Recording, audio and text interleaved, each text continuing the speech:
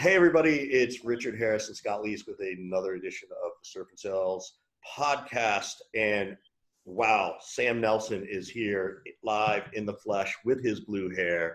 I don't even think we're going to ask him because I'm sure it's been asked 100 times. So we're not that podcast unless he wants to tell us. But before we jump into things, a big shout out to our sponsor, Lead 411. If you're looking for strong intent data and you want a cool Google Chrome plugin and you want to be notified on job changes and things like that, by all means, check out our friends over at Lead 411. Without further ado, I know Scott's already teed up for the first question. Sam, I'm not even going to let you say hello. Scott, what's the first question? Because I know it's good. Yeah, the first question that I have for Sam, to be honest with you, is all about some of our friends at Outreach. And I want to know who's more annoying, Brian Gerard, Scott Barker, or Max Altshuler? Which one of them drives you the most nuts? Well, I can tell you one guy who beats all three.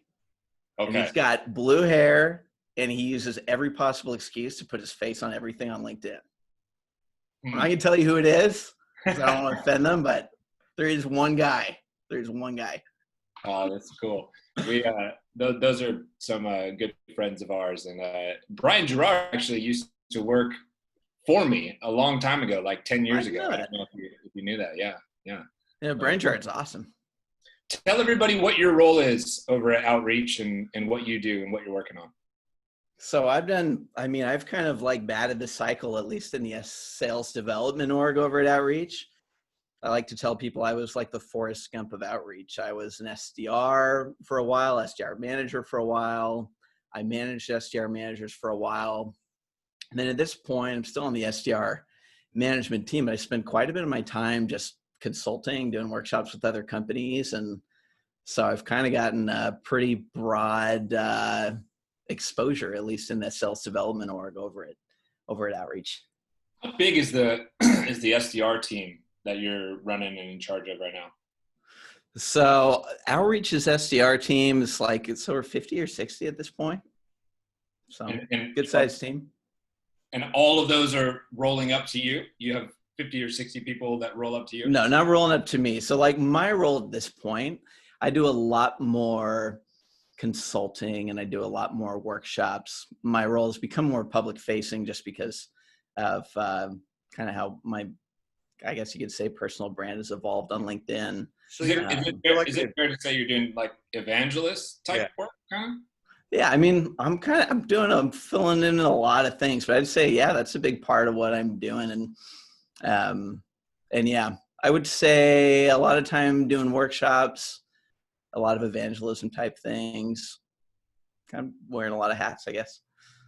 I think we need to go to Manny and tell him you need to be the chief evangelist officer, right? So we're gonna make you the other CEO. So Manny, if you're listening, promote Sam. So just out of curiosity, like what prompted that, right? Like we talked to a lot of people at different size companies, right? You've been at Outreach a very long time. You've certainly earned the right to have that type of a role, and certainly you're well respected. What was hard about maybe giving up the day-to-day?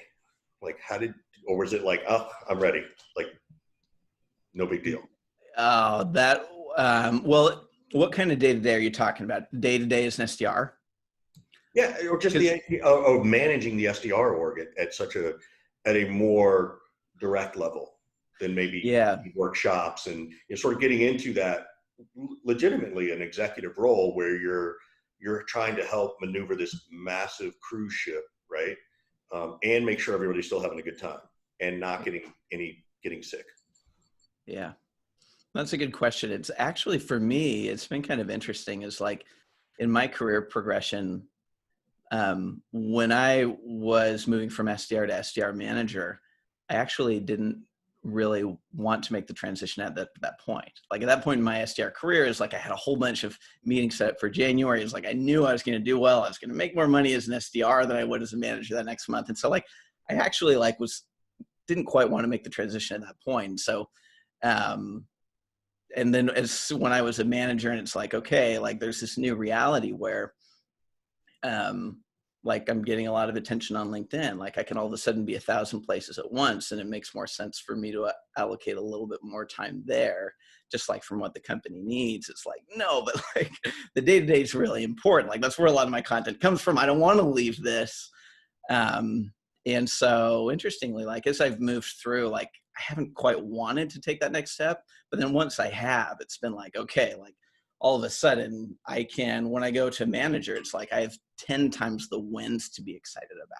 You have, when you do more evangelism, all of a sudden the same thing that I'm doing can influence 1,000 people at once. And so it's easy to like get really excited about what you have going on at the current time. And there's, but yeah, I've been pretty happy with kind of every stage has been cool in its own way.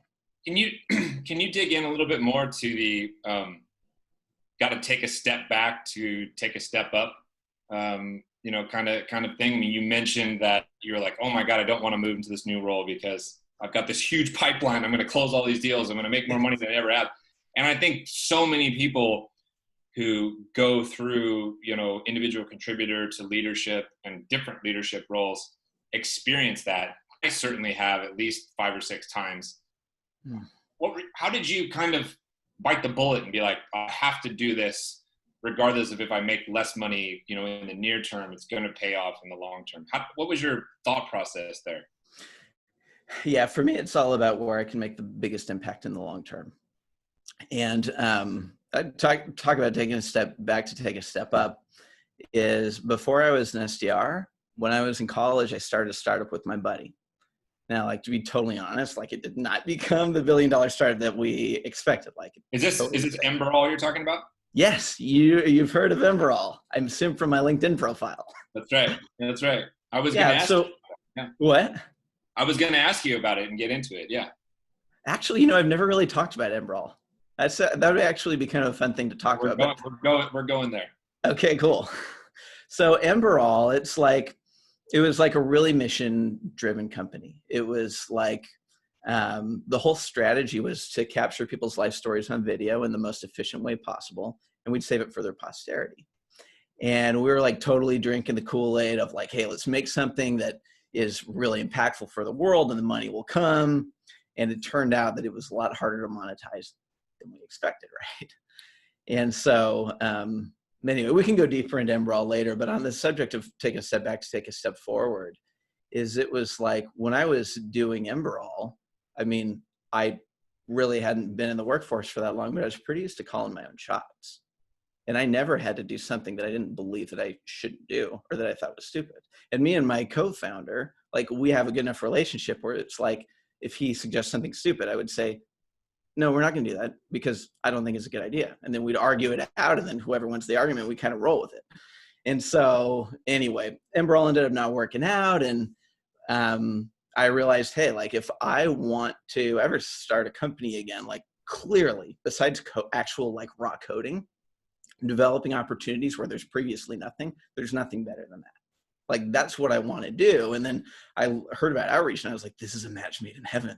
Like I can learn like how to generate opportunities through cold outbound at a company who like literally helps. It's like a tool for that position. I'm like, this is like so meta for what I want to do, for what's going to help me have an impact long term. That it was like match made in heaven. So transitioned over to outreach, and dude, one thing about taking a step back of going from like calling my own shots, being CEO, even though it wasn't a successful company, I was calling my own shots. Going into being SDR was the way that you like deal with conflicts, the way that you tell people that you disagree with them is very different. That was a very rude awakening. Did it take you a while to kind of understand the politics of it all, if you will, or like how to temper your voice? Yeah, and I would say outreach is pretty. I wouldn't just call outreach a political organization, but relative to where I was coming from, where you have absolutely no filter and that's the only way you're going to survive, it was very different. And I think if I hadn't gone into sales, I think I would have gotten fired a few times. I got used to it. Like if I wasn't in sales and was doing really, really well, like, dude, I don't know. I think like when I was first starting out, I was not so good at like corporate social graces. So give that advice. Like, you now have the wisdom of experience, right? Yeah. You're trying to mentor or support the new SDR or the new SDR class, and it's like, hey, if you've never worked for a company, here are some things you should know, right? What would be some of that advice about navigating your career, understanding how it works? And you guys are, I mean, you're a big company, but you're not Hewlett Packard, right? Like you're not Apple, right? It's not like that. Yeah. Yeah, I know. I think that happens in next year, if I remember correctly. Yeah, we'll see. We double that every year. So what advice would you give to people starting their career to learn how to navigate those things? Yeah, well, it's actually like it's pretty polar opposite of kind of what my attitude was coming in. And when I was coming in, it's like, no, dude, like you just say what you think really loudly, and like people will argue their way to the right solution, and that's not necessarily the right way to do it. The approach I eventually took was I was like, you know what? I'm just going to do exactly what my manager says, whether I agree or disagree. I'm just going to do it exactly. And then we'll see how it goes. And then we can adjust later, like once I have some experience, but I just went all in, even with things I didn't agree with. And it turned out over time that like some of the things that I believe strongly were true. And then most of the things that I believe strongly were not, right? But you really, like, especially when you're doing something brand new, you have to put your ego aside and just like learn from people who have more experience than you. Even if they're perfect, and even if you think you have better ideas, it's really good to just like jump in and learn. Like your ideas will still be there and you'll be able to validate them later. But yeah, that's my philosophy right now. When you're going to do something new, just like learn as much as you can, try things out, even if you don't necessarily totally agree with them, and get a firsthand understanding of why you do or do not believe that particular thing. It's interesting because the way you describe that, particularly as someone coming in, into a new role, I know we're talking about SDRs, but it's the same at any company. It sounds very familiar to when you start your own company, right? You come in, you have these grandiose ideas. You're going to take you're going to take the bull by the horns, and then wah, wah, wah, wah, it sort of comes in. And clearly it's a little bit of a pattern for you, is that you're very passionate about what you believe in and what you care about. And you've had to sort of learn some of that through life. What sort of hit you in the face when you had your own company? Like what were some of the things you were like, oh, that is not what I expected? Was it raising money? Was it just selling in general to get people, to go beyond, wow, that's really cool, Sam, but no, I'm not going to pay for it. What were those things what was the reality that set in? Yeah, the one reality that is really important for me to understand was that like good intentions are not enough to make a difference, right? The company we started was very mission based. It was like, hey, if we capture this one old person's story on video before they pass on, and we say that for generations, it's like this huge valuable thing. Like, how much would you pay for that, for the last person you knew who died? If you could have like this whole history of how they thought about these certain things and kind of bring them to life in that way, it's so valuable. And we thought the money part would take care of itself. But that's not the case. Like if you really don't have a distribution strategy, it really clips your wings. Having some way to get that out in front of a huge audience of people, finding a way to make that financially sustainable can increase the impact that you have by orders of magnitude. So what did you do? What was the mistake? You said you've got to have like for lack of a better term, like a go-to-market monetization strategy. What was the mistake that you didn't have? I mean, what were you spending your time on if it wasn't that? And I'm asking this question for the benefit of any early stage founders and entrepreneurs out there, so hopefully they don't make the same mistake and they can learn from this. Yeah, I would say, I think it's important to do things that you really believe in, but at the end of the day, if it doesn't solve, someone's going to eventually ask the question, what is the financial return on investment if you're selling to businesses? Like for us, I mean, we're like, okay, we have this idea. It's a really valuable thing. How are we going to make money? We ended up in like these kind of weird industries, like assisted living communities and like funeral insurance and like all these areas with old people. And I'm pretty sure that I sold this to pretty much every assisted living community in Utah because I could sell on emotion because I really believed in it.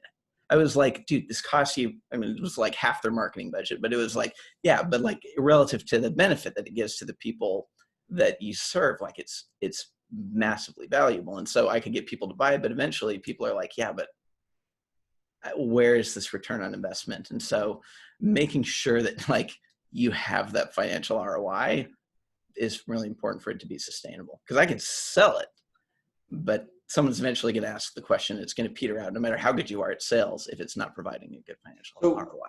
I mean, you did this for 2.5 years. This was not like, hey, let me go try a startup out of my dorm room and, you know, give it a shot for 6 months. Like you really went after it. Yeah. Was it a financial thing? Like, what were some of the other things, you know, and by the way, I love that line that, you know, passion is not enough, right? To make a difference.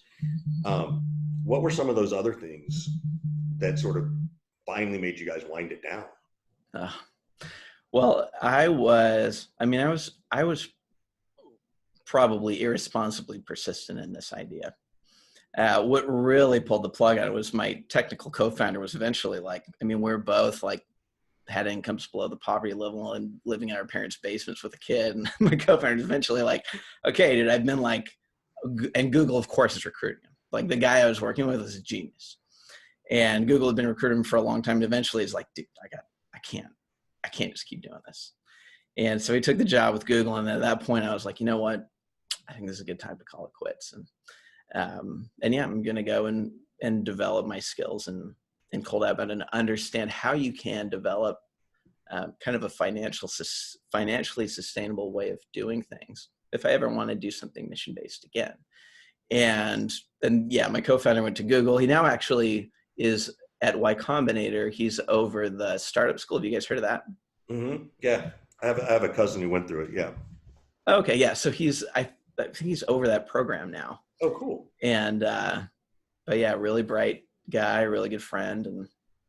But yeah, just the business model didn't make sense. I'm really making you wallow in this because I don't think we've ever asked anybody. So, you know, I actually like talking about it. No one ever asked me about it. So you have a business for 2.5 years. You certainly have some paying customers. I don't know if it was a recurring revenue model or something like that. What's that conversation like to call your customer and say we're winding down, or did you just shut the doors and not return emails? Like, you know, we transitioned it to someone else. You did? Okay. Yeah. So they dealt with those, but I mean, yeah, in a lot of cases, the churn took care of itself as far as. But I mean, the thing is actually, I shouldn't say too many bad things about it because it still is like a great thing and it's still going, but it's just did not end the way that I hoped. We had very high hopes. Yeah, but you also did it. You created something, right? You've got a story to tell, right? And like, these are the interesting questions that we always sort of say, tell us about your failures, but we never really dig in, right? Yeah. So what inspires you? Because I know outreach is this way too, that there is this not just work-life balance that permeates from your organization, but like, you know, you better care about something. It's almost like if you don't have a passion about something outside of work, you need to find one. That's my impression on the outside looking in. So you can correct me. What's that like? How do you balance supporting people's outside passions with a high growth company, right? Or is it just so innate and ingrained in you guys that, I don't know, we just do it, Richard, like nobody complains? Yeah. Well, a big part of it, certainly for me, is that I kind of what I really want to make of my own life and what's really important to me really ties pretty closely into how I'm developing outreach. Like my hobby, if I had a hobby, would be to learn how to, you know, do something like I had done before with Emberall. And I really saw like the way I would develop as an SDR in outreach is like developing skills, like the most important entrepreneurial skills that you can develop, right? Building something out of nothing or creating some opportunity out of nothing. And so for me, a lot of it is a lot of what I'm doing and how I'm developing is what I would be doing on my own time. And one part of it is for kind of balance, getting that balance and helping others find that balance. One side of it is helping SDRs understand how valuable what they're developing is to whatever they want to do in their life. And as a sales development rep, if it applies to pretty much anything. So give And an example understanding of that is a coach really important people on part that. of satisfaction. Yeah. Go ahead, coach people on that a little bit. Like, what does that mean? I get it, but I'm just sort of wondering if there's like, oh, there's one or two people I know that I've done this with, and here's how I taught them, or here's what they've shown or taught me, or here's what I learned. Yeah, well, the best place to start when I'm talking through this with an SDR is where do they want to go? Like, what do you want to do long term? And if they don't know, which a lot of them don't, I have them think about it. Like, the more things that you can be looking forward to, the more things you can stack on top of each other that motivate you, the happier you're going to be. And so I really encourage people to think long term about what they want.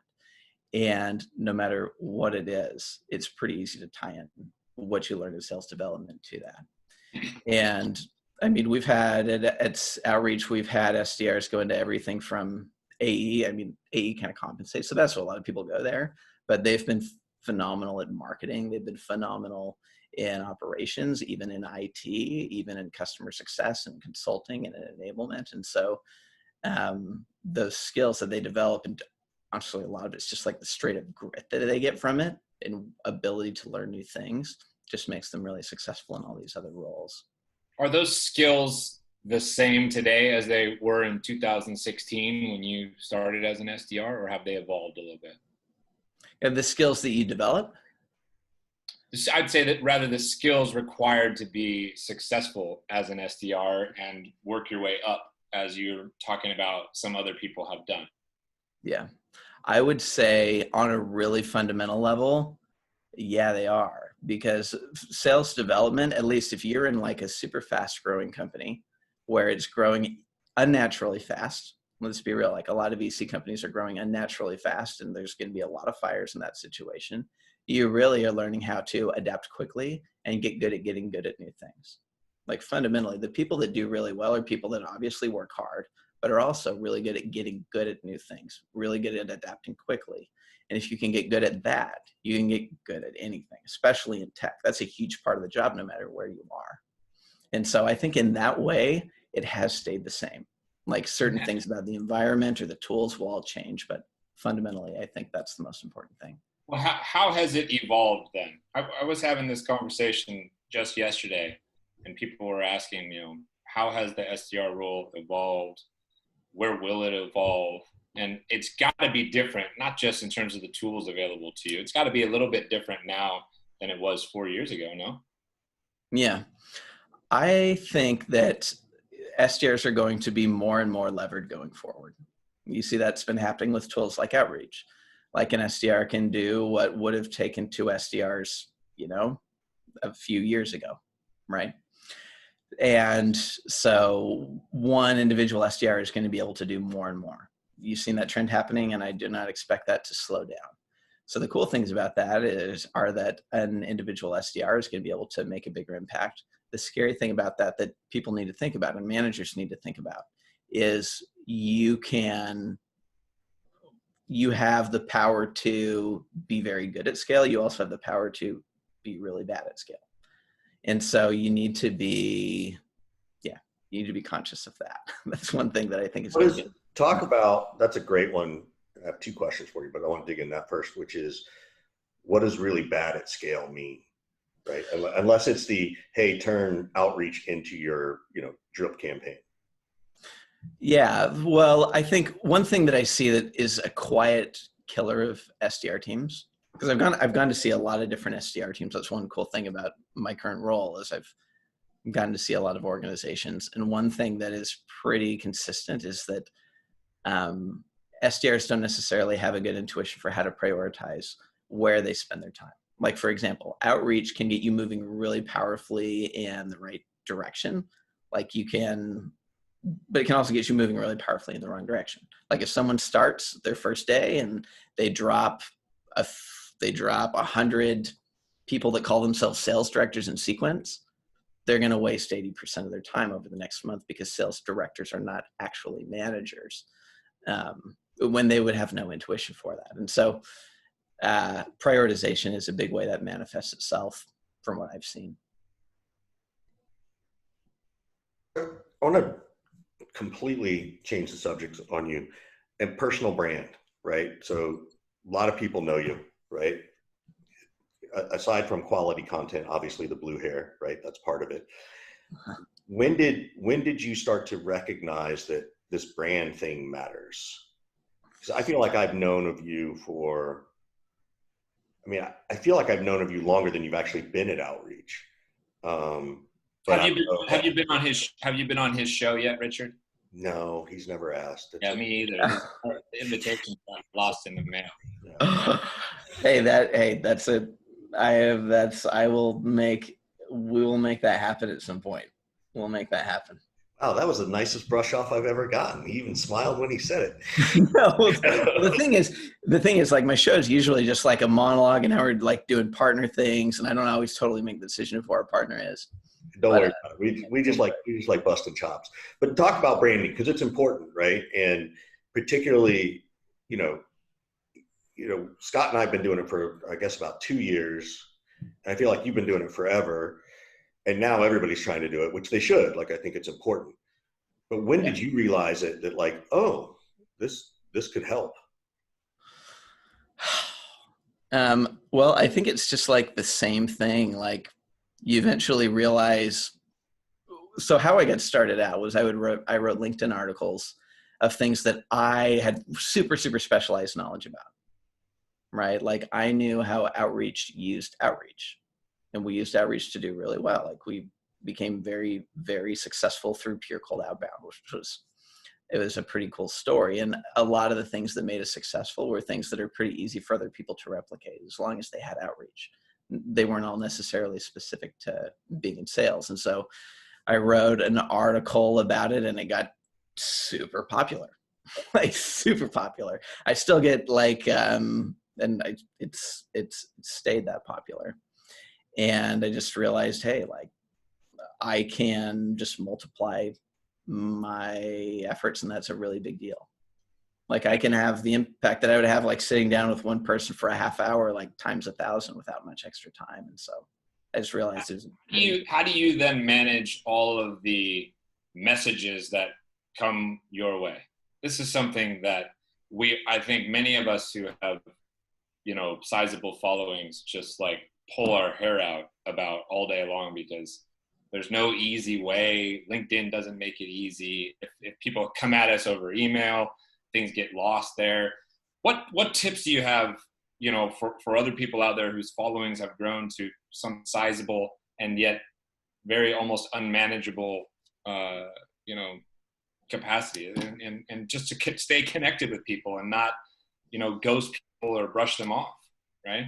Yeah, I can say very confidently that I am not the right person to ask about that. That's a great answer. And it's hard, man. Right? It's hard. It's so hard. And yeah, what you say about LinkedIn at all, to be honest with you. If he can't answer the question, he does not have a hard time doing that, in my opinion. Well, it's like LinkedIn's messaging service is not built for scale. You guys know that. It's really not. And like, not that I want to like talk crap about LinkedIn. I don't think they realize like how important that this would be for a certain segment of their users, or they would have invested more in it. But yeah, it's very hard to keep on top of things in LinkedIn. And I think they do that by design because it creates more time on site. Maybe so. Maybe it's so shitty. But the data is so powerful, right? That it's for lack of a better phrase, it's kind of like the perfect amount of friction. It really annoys you, but not enough to make you quit because you can't, right?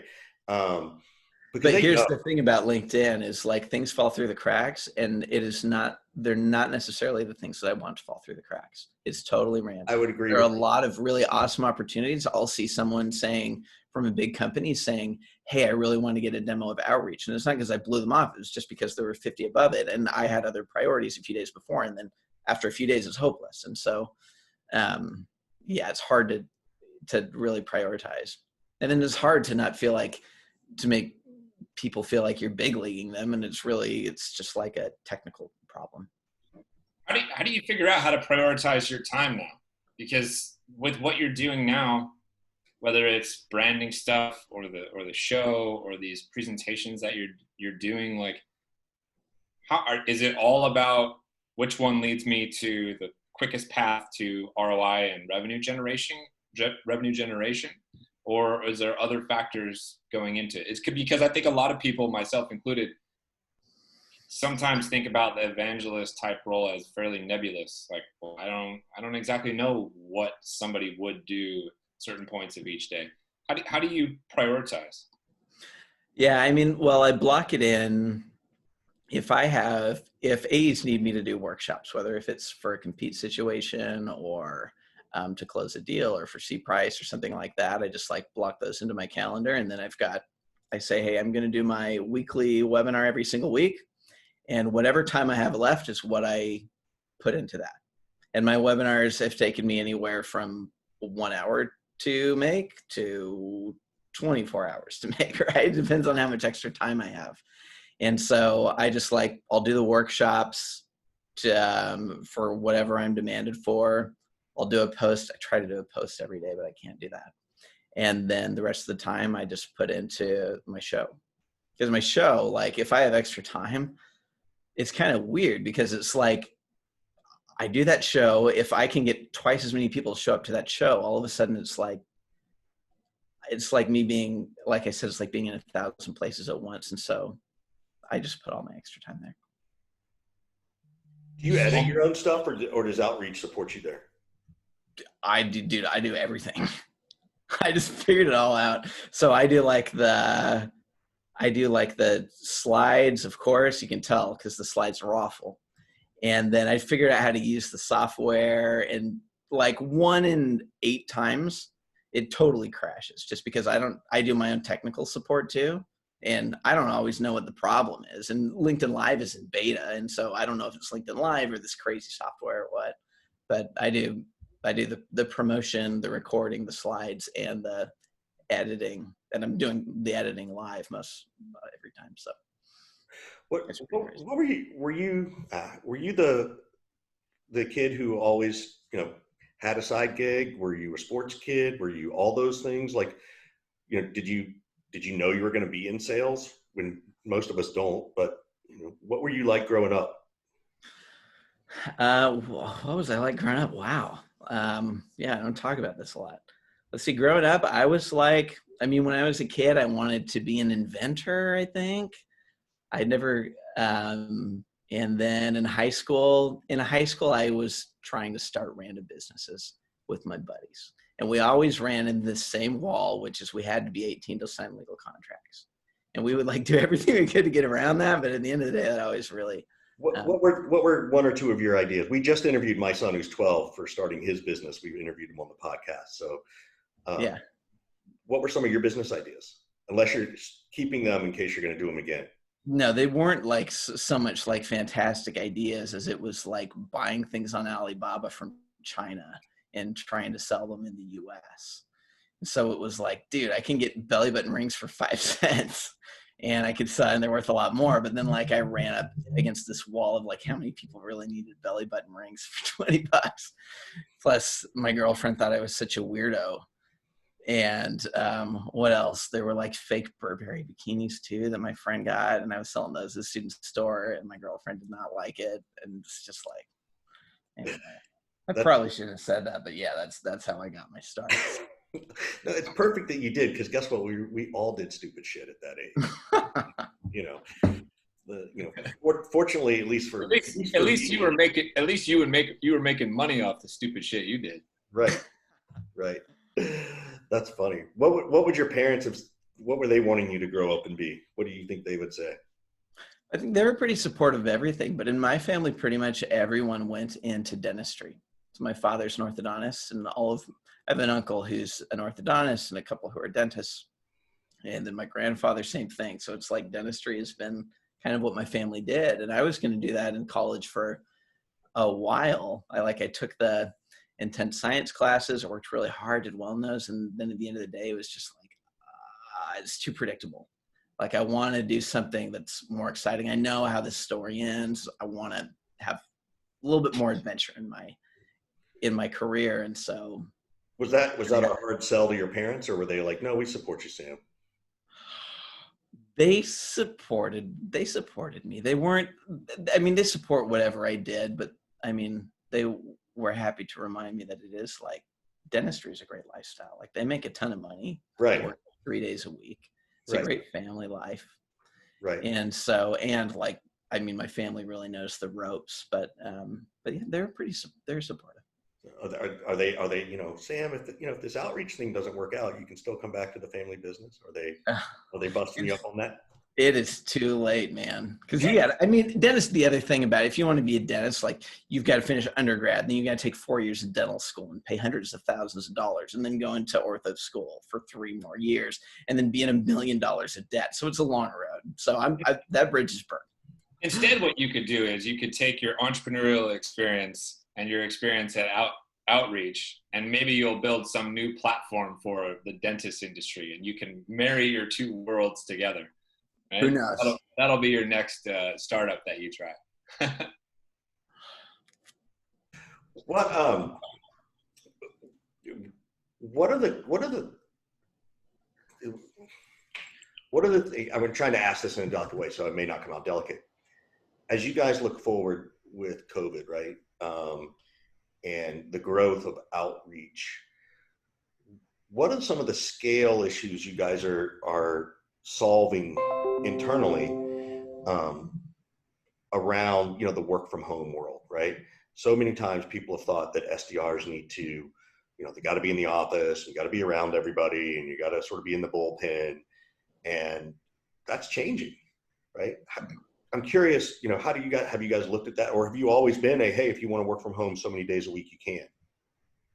We've always been in the office, and I really like the office environment in a huge reason, just like for morale, like being around the same people that are doing the same thing along with you. And if you have a question, you can have a friend show you really quickly. I think it's a pretty ideal role to be done together, even though technically like the sum of its parts can be done alone. I really think being together is ideal. And so that's unfortunate. Obviously, like outreach is great because outreach makes it easier to do it from home. Obviously, like all field salespeople are now inside salespeople. And so like the platform helps them. And AEs that need to prospect now finally have like a platform that makes it really efficient for AEs to prospect. And so it's filled a lot of gaps in the work from home situation as a product. But all things equal, I really do think that being together in the office is ideal. It's funny, and we might have to have you back, because I literally, like 20 minutes before you got on, I started talking to Ralph Barcy. If you don't know, I mean, you know who Ralph is, but you know, he's an, you know, equally knowledgeable about SDRs and sales, and he was just telling me, like, I don't know if I'm ever going to have my SDRs come back to the office. He's like, he can recruit better, he can find them in different places. We were just talking about it, so it's going to be an interesting debate over the next year or so about people going back to the office in some of these roles. Yeah, and I understand those arguments, and it does make a lot of sense. It's just, even just like from the morale standpoint, just being together in the same room, going through all that together, celebrating it is. I totally agree. Like that's what we were talking about was, well, how do you do that, right? How do you keep that stuff there? And particularly because the knowledge base, like if you're following what is the traditional, you know, early person in their career SDR who don't have a lot of the sales skills, how do we do that, right? How do we make sure they get it and learn that sort of institutional knowledge of, you know, your platform or how to do things or what's our process and, you know, all that kind of stuff. So it'll be interesting. Yeah.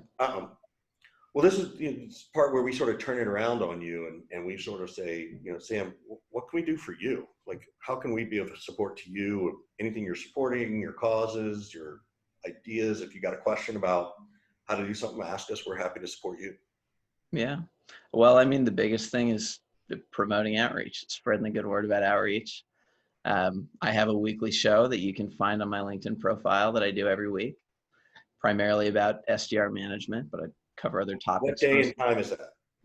Or do you keep people guessing? Wait, what was that? What day and time do you do your show? I do it Thursday at 11. Okay. So live Thursday at 11. Got it. And yeah, I put a lot into that. And yeah, that's promoting outreach and doing my show is a big part of my life right now. Got it. Will do. Well, we're fans of outreach and have good relationships with a lot of people over there. So we'll keep spreading the good word, Sam. Right on. Thanks, Sam. We appreciate it. Thanks, Matt. Yes. Great to talk to you guys. You too.